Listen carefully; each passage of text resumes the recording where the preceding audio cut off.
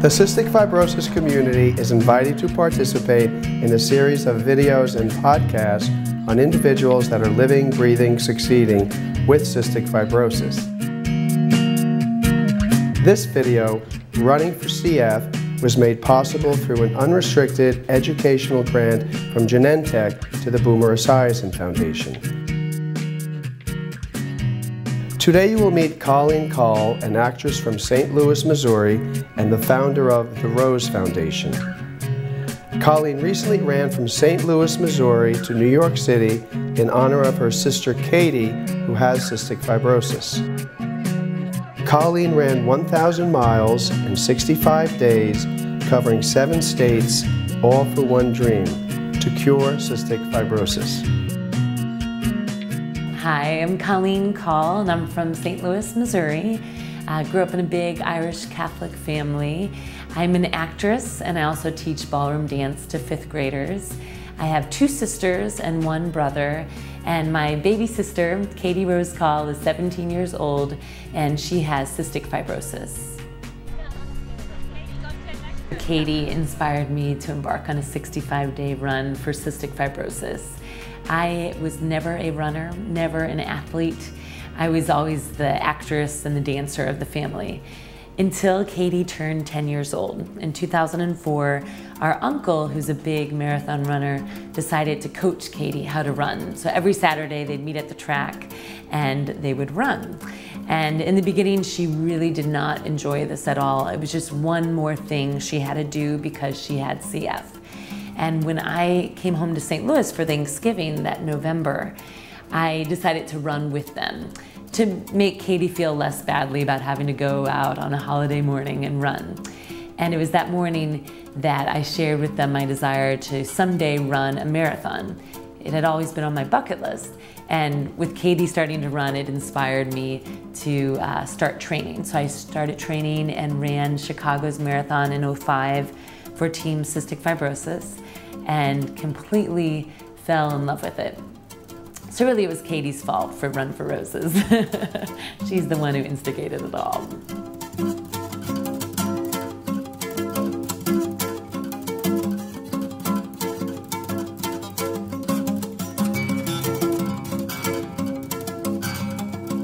Run for Roses is my longtime dream project. Run for Roses is a 65-day running pilgrimage where I ran from St. Louis to New York City to spread awareness, raise funds, and share stories of cystic fibrosis. I started training for the 1,000-mile run about a year before I left. I had a full-time job, so it was very much a balancing act of waking up at 4:30 in the morning, getting the run in before work.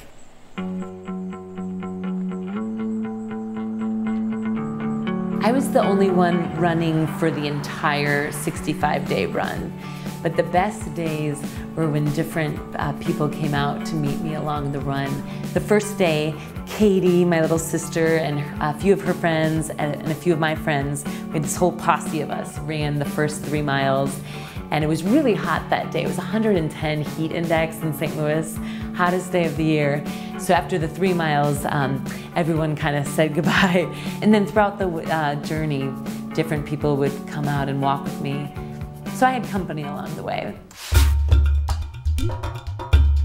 An average day on the road, I would usually wake up around 7:30 or 8 o'clock, and I would fix myself a really big breakfast while I was on the computer, emailing and networking with people, because I was constantly hearing from people who just were so intrigued by Run for Roses. And then after breakfast, I would stretch for about 45 minutes to an hour, and usually about 2.5 hours after I woke up, Tom and I would start the run.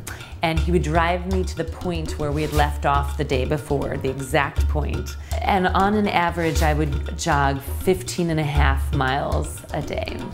I usually took either 1 break or 2 breaks. I'd refuel and re-energize, and then I would get back out on the road and finish up the 16 miles. And after doing the 16 miles, I would always do a walk cool down. And I'd always call my mom during those cool downs just to let her know I was okay and I was safe. And then I would stretch for another hour. And then after lunch, there'd usually be a few hours before dinner where I'd get back to the computer. It was amazing how much time it took to respond, because I really wanted to respond to every email personally and not just a generic email. And then we'd have dinner.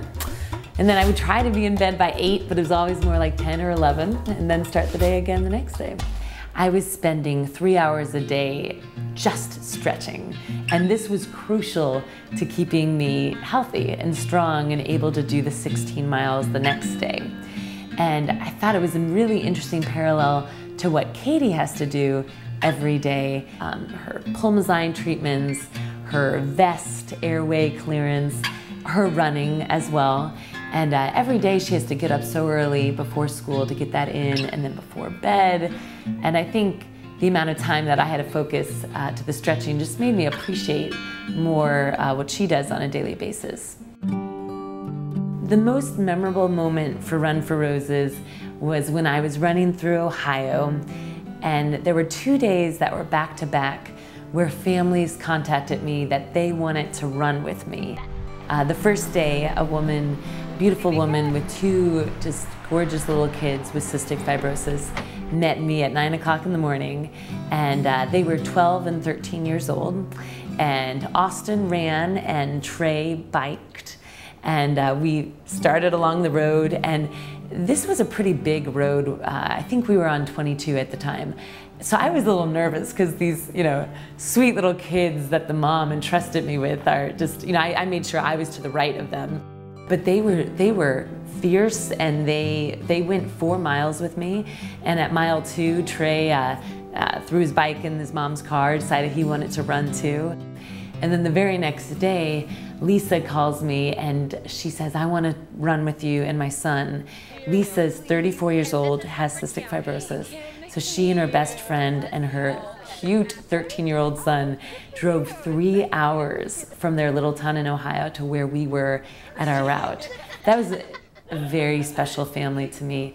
The woman, Lisa, went into the hospital a week after I met her, and for 3 weeks while I was running every day and she was in the hospital really struggling, she would text me every morning wishing me luck and telling me to hang in there. And I just was blown away by her and just really, really touched by how close you can feel to someone just meeting them for one day.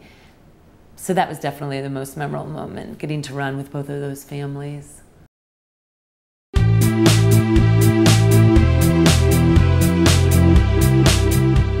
Crossing the finish line in New York City was an incredible, almost out-of-body experience. Katie and a few of my best friends joined us for the last 5 miles.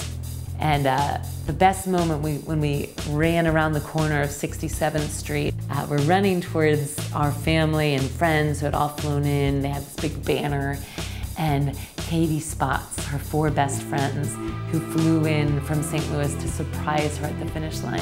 And we're holding hands, and she sees them, and her head goes back, and she's just crying, and I'm tearing up, and it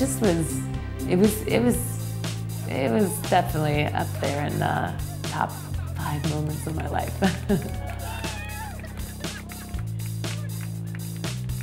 And the last thing I really hope that people get from Run for Roses is how incredibly beneficial running is to people with cystic fibrosis.